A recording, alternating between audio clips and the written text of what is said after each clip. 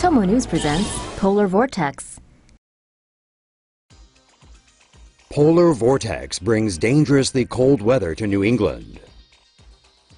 A large part of the U.S. is preparing for the coldest December in years, after the polar vortex made a comeback. The polar vortex is located in the middle and upper troposphere and extends into the stratosphere. It is a band of low-pressure Arctic air, normally centered around the North Pole, and can strengthen or weaken. A strong polar vortex keeps the air closer to the North Pole, while a weak polar vortex spreads cold air southward. The polar vortex is held in place by a jet stream that divides cold air from warm air. The jet stream bends around high or low pressure weather systems. When it does, the center of the vortex moves south into North America. Two Arctic blasts will make their ways into the U.S., with the first round of cold air already affecting the plains and upper Midwest. The second wave will plunge south of the Canadian border by this weekend. The most intense lobe of the polar vortex will cover New England by Friday, bringing dangerously cold weather to the area. The polar vortex was first reported in 2014, but major vortex events took place long before that, in 1977, 1982, 1985, and 1989. Parts of the United States will experience record-breaking low temperatures this week, caused by a polar vortex. A polar vortex is a persistent, large-scale cyclone located near one or both of the Earth's poles in the middle and upper troposphere and stratosphere. The size of a polar vortex could span up to 2,000 kilometers, in which the air is spinning counterclockwise. The spinning winds normally trap the cold air in the Arctic, but sometimes the vortex can weaken or breaks into pieces. This allows cold air to spill south, affecting regions such as eastern United States and Europe. A winter storm in the US this past week has already killed at least 16 people and caused the cancellation of more than 3,700 flights over the weekend.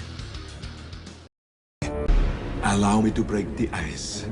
You are not sending me to the cooler. Freeze well. Show some mercy. I'm afraid that my condition has left me cold to your pleas of mercy. All right, everyone, chill. It's a cold town. Cool party. Leave it to the Americans to take it to the next level. Not content with a cold front or even a severe cold front, some marketing genius had to come up with the apocalyptic-sounding term polar vortex.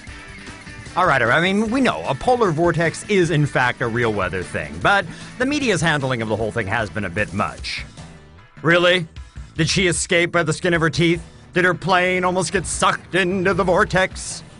We're not denying it, this North American winter storm has been a bitch. In Kentucky, an escaped inmate turned himself in after just one night on the lam, saying freedom was just too damn cold. Kids rejoiced and parents grumbled as schools, offices, and roads across North America were closed as temperatures dipped to minus 20, 30, or even minus 40 degrees Celsius. In Chicago, a polar bear at the Lincoln Park Zoo had to be brought indoors because it was too cold for a polar bear. Up in Canada's Manitoba province, temperatures plummeted to minus 53 degrees Celsius, and for a bit of perspective, the Curiosity rover crawling around Mars registered a maximum temperature of minus 29 on Tuesday. Thousands of flights across the U.S. were canceled, and police even had to be called into Toronto's Pearson Airport to try and calm angry travelers. More than one idiot tried to get in a dig about global warming, ha ha ha, but they obviously didn't get the memo about how climate change means more than just hotter summers. To summarize, the 2014 polar vortex was a result of a rare combination of factors, and yep, climate change could be one of them. The day after tomorrow will come soon enough, but we might have to start getting used to these once-in-a-lifetime events. It's getting hot in the Arctic. It may still be the middle of winter, but the weather in the North Pole has gotten so warm it may as well be summer. Arctic sea ice typically develops a thick layer from late September to early March, with temperatures in the region normally below freezing. This year's Arctic winter, however, is unusually warm. Temperatures have risen to over 36 degrees above normal, and sea ice has started melting. A theory known as warm Arctic cold continents suggests that as the polar vortex becomes unstable, warm air is taken in and cold air expelled. The North Pole gets hotter as a result, while certain parts of Europe are subjected to unusually frigid weather. Though the theory itself remains debatable, the fact remains that whatever changes happen in the Arctic have a huge impact on the rest of the world. Record low temperatures cause fatal pipe rupture in Colorado. A water pipe at a fracking site in Colorado burst this morning, killing the worker who was trying to thaw it and injuring 2 others. It's still going to be under investigation for a while, but what I can tell you so far is it was a water line. It was a high-pressured water line that ruptured. The fatal accident happened in Wells County at a hydraulic fracturing site owned by Anadarko Petroleum Corporation. Temperatures dropped as low as -8 degrees during the night, causing some pipes to freeze. Around 9:30 a.m., 3 workers went to thaw the high-pressure water main.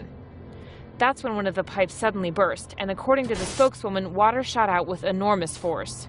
That results in about 2,500 or 3,500 psi from this water line coming out. To put that into perspective, a fire hose can only shoot water up to 400 pounds per square inch. That's about 1/8 of the pressure that came from this pipe. 2 workers, aged 28 and 48, were taken to nearby medical centers, and they're expected to survive. Police have not yet identified the man who was killed. The accident was reportedly the first of its kind in the area. I asked almost everyone that's got a lengthy history here, and they cannot remember a fatality on an oil site. 4 fracking sites have been shut down while safety officials investigate. Pacific typhoon whips the jet stream south, bringing freezing air to the US Midwest. The remnants of Pacific typhoon Nuri have forced frigid Arctic air south over the northern plains and the mountain states this week, bringing temperatures down into the teens in some areas. The sudden plunge in temperatures has been brought about by a shift of the westerly jet stream, which separates colder Arctic air and warmer air at lower latitudes. The former super typhoon Nuri headed north towards Alaska on Friday, pushing up the jet stream and causing it to ripple south over the United States, bringing cold air and low temperatures down over the central states. The cold snap is expected to bring the first broad layer of snow and flurries from Montana down to Nebraska and out towards Wisconsin. Humans have a number of mechanisms for adapting to extreme cold temperatures. Cold triggers vasoconstriction of the skin surface, concentrating blood flow to the body's core to keep internal organs warm. Goosebumps are caused by contracted hair follicles. Risen hairs help capture heat radiating from the body. The metabolic rate also rises in cold temperatures to generate more heat to warm the body. People living in extreme subarctic regions, such as the Inuit, have much higher basal metabolic rates to survive the cold. Other warm-blooded animals, such as the polar bear, have evolved thick fur coats and layers of fat to protect them from the cold. Panda playing in the snow will melt your cold, icy heart. This panda playing in the snow will definitely melt your cold, icy heart.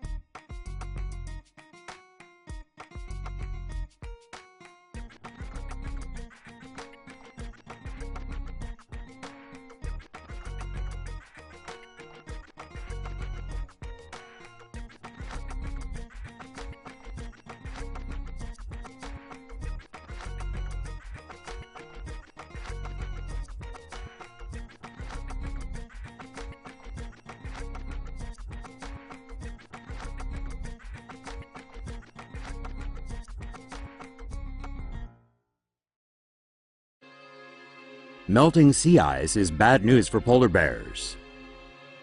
The authors of a new study warn that polar bear numbers could drop drastically over the next 35 years because of global warming. A review by the International Union for the Conservation of Nature forecasts that polar bear numbers will fall by 1/3 by the middle of the century. The global polar bear population is currently estimated to stand at 26,000. The study suggests there is a 70% chance that figure will drop 30% by 2050. Melting sea ice caused by global warming is the main threat to the survival of polar bears. Polar bears depend on sea ice as a floating platform to hunt seals, which can outswim them in the water. The presence of man-made chemicals in the food chain is another major threat to polar bear numbers.